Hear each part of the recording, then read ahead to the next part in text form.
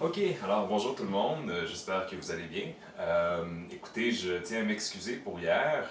Autant ça arrive d'être absent quand on est, quand on est censé être en présence en classe.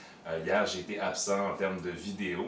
Je vous explique en fait ces derniers temps, pour me tenir occupé, j'ai décidé de détruire complètement la vieille galerie qu'il y avait derrière chez moi et d'en reconstruire une nouvelle.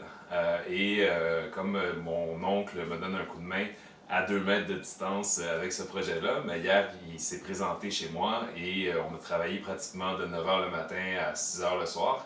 Donc, je n'ai pas pu faire de capsule vidéo. Je me reprends donc aujourd'hui. Ça ne devrait pas se reproduire beaucoup, mais hier, c'était un petit peu différent. Alors, écoutez, pour la capsule d'aujourd'hui, je vais en quelques explications vous parler de l'échec de l'accord du lac Meach.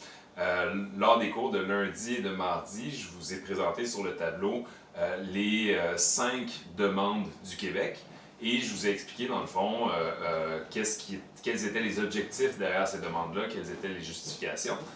Et là, dans le fond, je vais vous expliquer pourquoi cet accord-là, finalement, n'a jamais été ratifié. Il faut comprendre qu'il y a deux grandes phases dans un accord de ce type-là.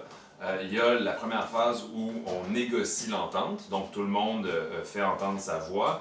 Dans ce cas-ci, on s'entend, c'est vraiment pour contenter le Québec en très grande partie qu'on a fait l'accord du lac Meach. Donc, c'est vraiment le Québec qui avait des récriminations, avait des demandes en tant que telles. On l'a entendu et on a essayé de l'accommoder ou disons de s'ajuster à ces demandes autant que faire se peut. Donc ça, c'est la négociation en tant que telle.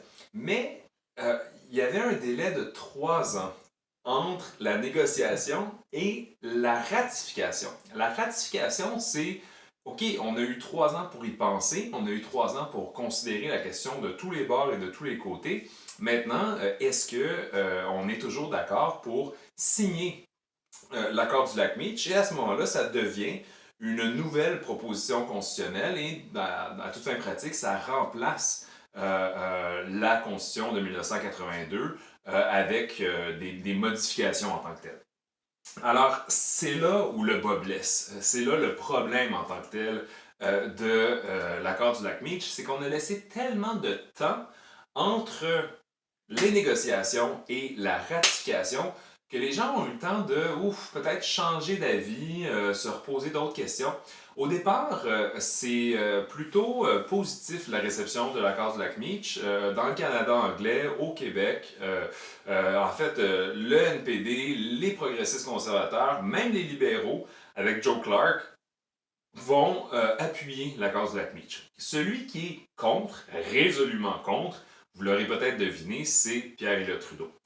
Pierre-Éliott Trudeau pense que le Québec n'a pas besoin de protection supplémentaire, que le Québec n'est pas plus distinct que la Colombie-Britannique est distincte dans le reste du Canada. Donc, lui, il va torpiller l'accord complètement. Il faut savoir que lui-même, dans le fond, c'est un peu comme si ça menaçait son héritage, sa grande pièce législative qui est la Constitution de 1982. Alors, il va vraiment décrier et vraiment pourfendre l'accord sur toutes les tribunes. Et au final, ça va faire son petit bonhomme de chemin et dans le Canada anglais, on va de plus en plus se poser des questions. L'autre chose, c'est qu'il va y avoir d'autres groupes qui vont dire, ben écoutez, oui, le Québec est une minorité, oui, les francophones, il faut leur faire plus de place, mais pourquoi est-ce que ce serait la seule minorité? Des associations féministes notamment vont dire, si on est pour rouvrir la Constitution, pourquoi est-ce qu'on pourrait pas, par exemple, inscrire l'égalité homme-femme à l'intérieur de la Constitution?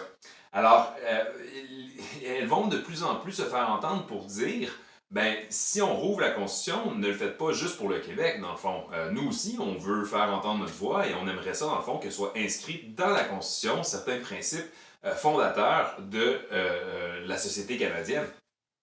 Ceux qui vont se faire entendre davantage même, ce sont les Amérindiens. Les Amérindiens vont dire, ben, nous, franchement, on était là bien avant les Québécois et on aimerait ça aussi que ce soit inscrit dans la Constitution toutes sortes, dans le fond, de demandes qu'on a, mais dans le fond, qui devraient être des droits, qui devraient être, par exemple, l'accès à des territoires ancestraux, des choses comme ça. Alors, de plus en plus, c'est pas tant que le Québec, c'est pas légitime ce qu'il demande, c'est qu'il y a d'autres groupes qui disent pourquoi est-ce qu'on le fait juste pour le Québec.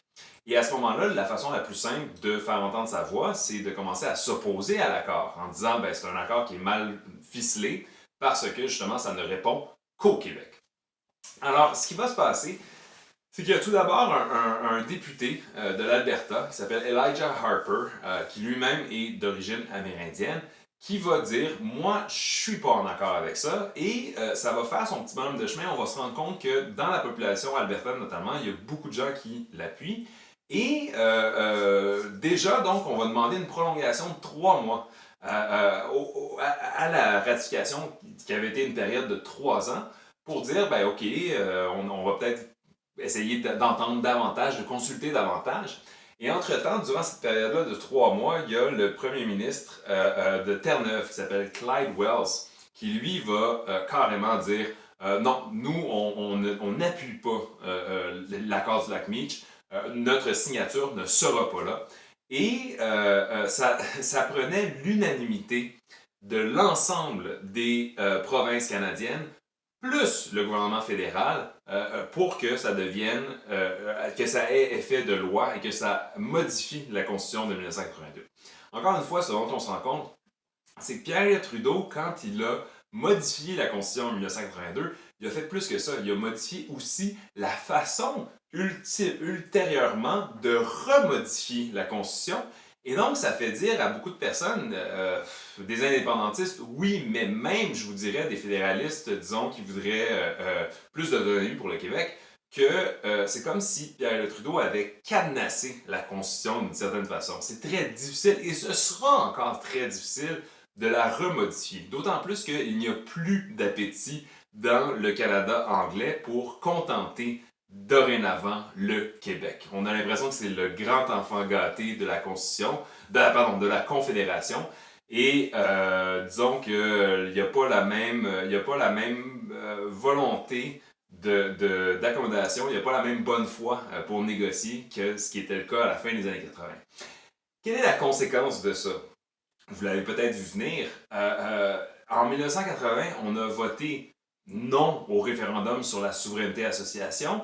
Là, on a vu que Trudeau a passé sa nouvelle constitution. On a essayé d'avoir foi dans un fédéralisme renouvelé proposé par M.